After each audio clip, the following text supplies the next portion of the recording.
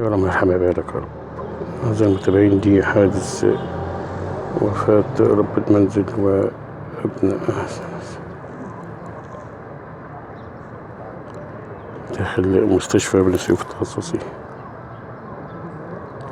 مش اختناق داخل منزله.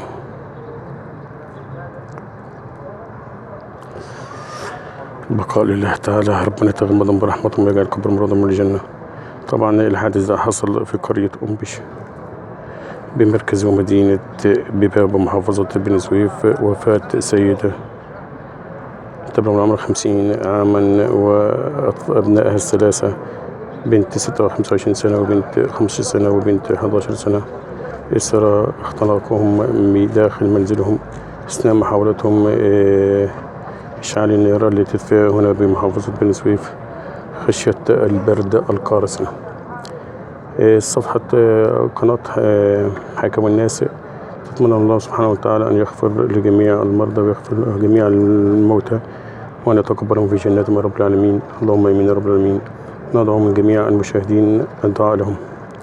حادث صعب جدا جدا أعزائي المتابعين، ندعو للجميع بالرحمة والمغفرة. اللهم آمين يا رب العالمين. ولا حول ولا قوة إلا بالله العلي العظيم. هنا الأهالي هنا أمام مشرح المستشفى بني سويف التخصصي لاستلام الجسامين الأربعة.